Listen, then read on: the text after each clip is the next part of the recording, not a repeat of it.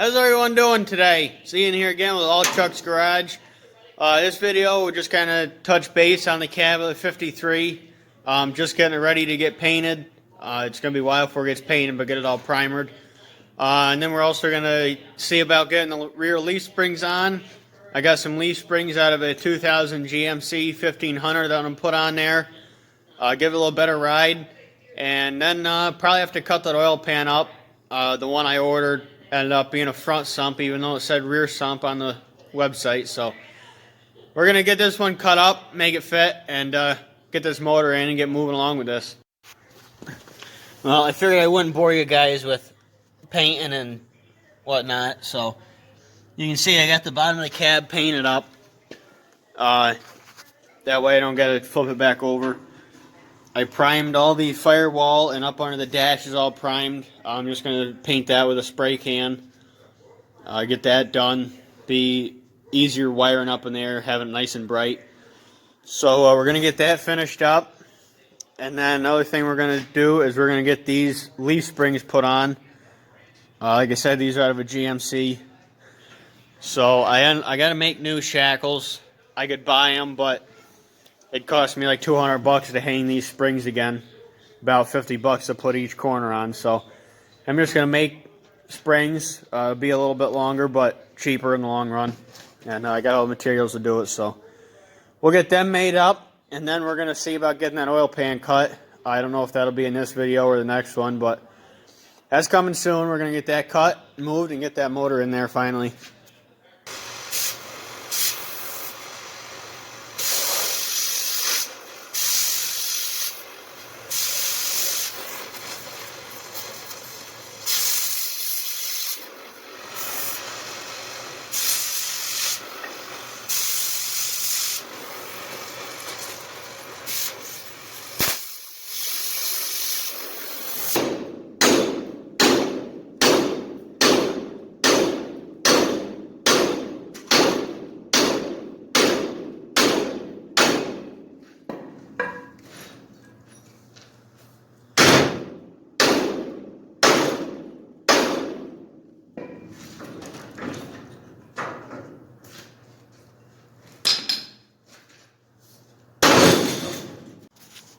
Alright, so I got the rear cut out and got those leaf springs off.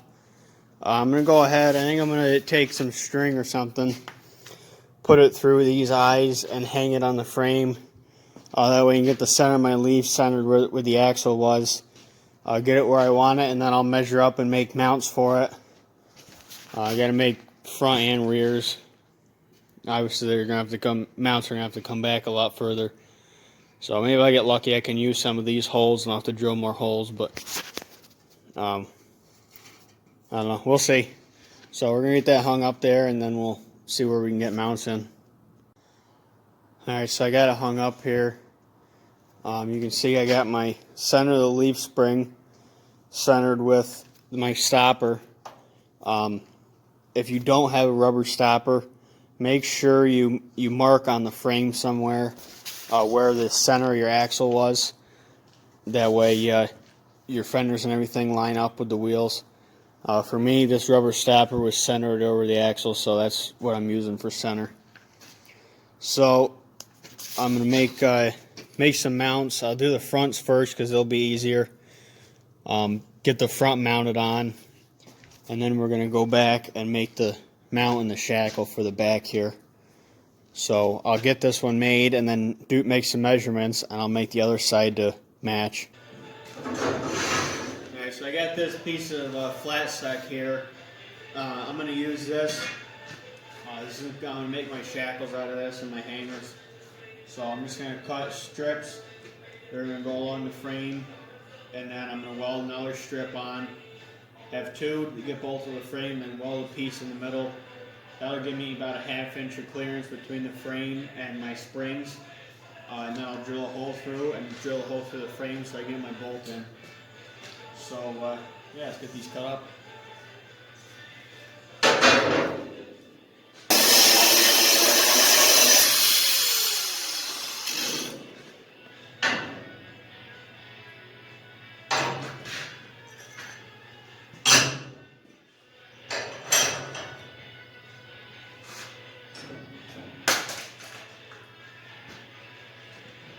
Alright, so we got these two cut for this side. I'm going to get some holes marked out, get them drilled, and then we're going to cut our centerpiece. It's going to go between these two, and that's what our bolt's going to go through for our shackle. So we'll get those holes drilled and get these on there. Alright, so I got these two front spring hangers just tacked up. So these are going to slide down behind the spring, get bolted to the frame, and then I'm going to make a piece. I'm going to kind of box the leaf in. I'm going to have a piece come off here, over the spring, and then back down. Sit on there like that. That way it's boxed in, it's nice and strong. I might even put a piece up on the front, but we'll see when we get it all together what it looks like and how strong it looks. If it needs it, I'll put it on. I got this mount on.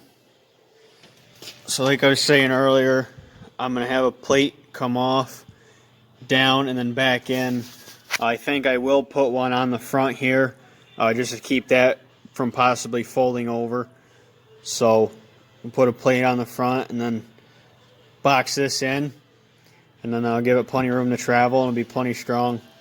So I'll get that other one on, and then we'll start making the frame to go around this, have your bolt go through it. If you're going to do anything like this, one, obviously make sure you got good welds. And two, if you're going to do something like this where you're going to have multiple pieces, make sure it's bolted to the frame or bolted to a bench or something before you try welding it. Otherwise, this will distort.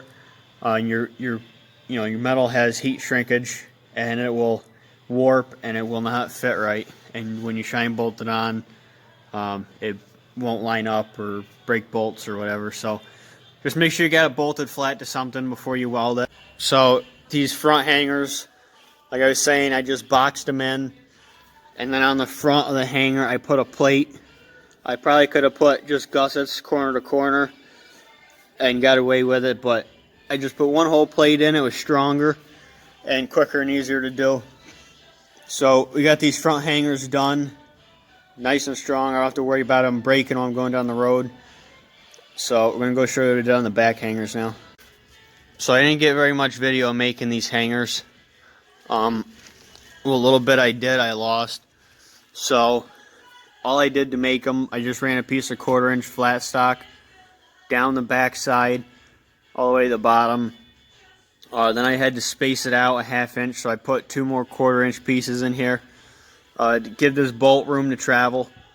I'm still going to have to trim this off at a radius, so this will clear as it travels. But the old bolt, the factory bolt, was hitting the frame, so that was no good. So I had to put just a grade 8 bolt in, 1/2 inch. So I boxed it in much like I did the front. On my front side of this hanger, I put a short piece in there. That way it gives it room as it travels. It won't hit on anything. And then on the back side, I put gussets in here. That way it wouldn't fold side to side.